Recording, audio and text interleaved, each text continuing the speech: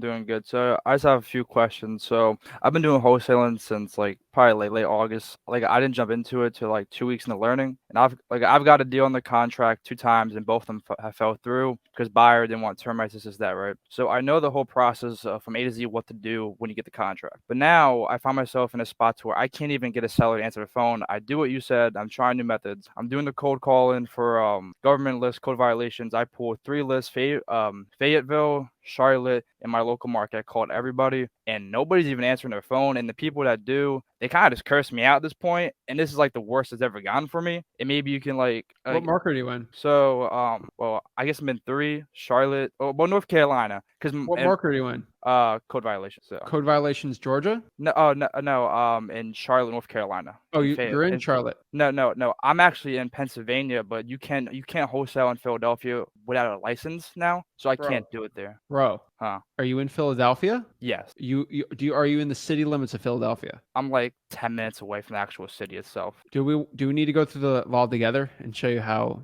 whatever guru you listen to doesn't know what they're talking about? Why don't we have to go through the law together? Because are you a lawyer? No. Okay. So let's just go over the law together, buddy. All right. So we got to stop these games. All right. Philadelphia wholesaling law. All right. Let's go to the law together so we can stop this nonsense. All right. This is City of Philadelphia. All right. You see that? Yes. All right. Get a residential property wholesale license. You need a residential property wholesale license if your business is to buy residential properties solely for the resale to get owners to sell their residential properties so you or someone else can buy it and resell them. This includes multifamily and mixed use. You do not need them if you are a public official or employee acting in the official duties, PA licensed attorney or real estate agent or realtor, an investor who buys the property and makes improvements to increase resale value, or a buyer who intends to rent the property out. So, do you have any cash buyers, Yes. Do you have any title companies? No, not in Pennsylvania now. So I want you to find a title company in Pennsylvania that will let you double close. Double close. Okay.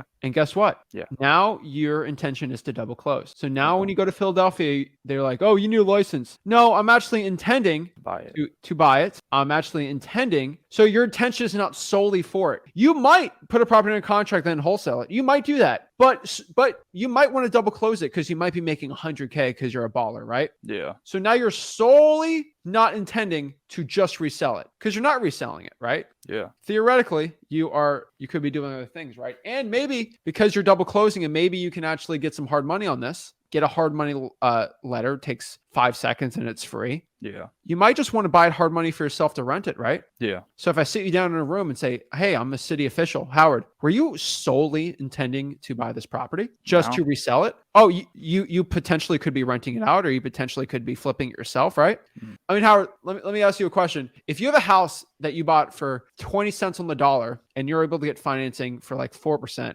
you would probably flip it yourself, right? To make a 100K profit. Yeah. So it's potential. Yeah. So do you see how stupid this law is? Yeah, it's pretty dumb. The only reason why I even brought that up is because yesterday I talked to a real estate agent. I was trying to get him to do the commission, and he told me on the phone that hey, there was like a big fraud thing going on with wholesalers in Philadelphia. That's why they implemented that new thing that you need like to pay $200 to have a wholesaling license. But if I can do double closing, I didn't even think about that because I've heard about that in the past. I never wanted to get into it because I wasn't ready to do a double closing yet. But if that's how it can work, yeah, okay, I understand that. It's what we call an intention law. Yeah. And so it doesn't even stop wholesaling. It stops the intent. Yeah. So, bro, I love basketball. Mm-hmm. When I have the ball, my intention's not just to shoot it. I can pass it, or I can drive, or I can just dribble, right? Yeah. My intention's not solely one thing. I can do anything I want, right? I could buy it, rent it out. I could do this. I could do anything I want, right? And so you're fine, dude, right? A realtor is trying to scare you. When I heard the word real estate, I'm like, hopefully he says real estate attorney. Nope. A real estate attorney will literally tell you what's legit. And there's attorneys at title companies that can help you out too. Bro, you're fine. Okay. So now we got that out of the way. Yeah. You should reverse drive for dollars in Philadelphia because every other wholesaler is scared because they don't read the law. That is literally what the law says. Mm-hmm. So reverse drive for dollars instead. And then you'll have sellers coming to you and you not calling them, and they can't curse you out. Well, they could, but a lot less. Well, before that, I just want to say, I just moved back home, and I sold my car before I moved out of the state. Since I moved back, so I don't actually have a car. I'm saving up to get a new one. I kind of have like money for bills for the next like 2-3 months. So I'm kind of like I spend all day like 8 a.m. to like now. Like I'm in on this like 100%. So I can't do job for dollars at the moment. That's fine. But so I'm doing code violations. I'm pulling vacant house lists, and I'm doing some pre probate. I do have a lady who has 3 homes, but she's going through probate at the moment, and she doesn't want to do anything till it's over. So like that's kind of like what I'm doing. But I called 500 people this past week, and I put in an Excel sheet like you did the one time, and I was going down it, and I kind of mark everybody red who doesn't answer. Should I go back and call them for the people who don't answer? What voicemail do you leave? That I leave. I just left the one that you would say like, "Hey, this is Howard. Please give me a call back. Thank you." And now it's saved and I would save their address as the contact in my Google Voice. Okay, that's good. What kind of skip tracing are you using? I'm not. I don't use the skip trace. I just go through PropStream and then I throw it into TruePeopleSearch.com and do it through that way. That's skip tracing. Okay, and then Okay. do you use my script? Actually, no, I don't. I use so What are maybe I your can try results? yours. What are my results? How many deals Nothing. does that script yield you? Nothing really. I've always tried to tweak it and make it my own way, so I'm kind of fluent when I speak it. Is your But own way working? sometimes I get to a certain point. For example, I sent this person a text message, and I basically at the end of it I said, would you sell your house for the right price? And they say, yes, I would be interested in selling for the right price. I'm looking at my Google chat conversation right now, and then when I give them the right price, I know I'm messing up giving them my price up front, but sometimes they don't even want to get on the phone once I give them the text.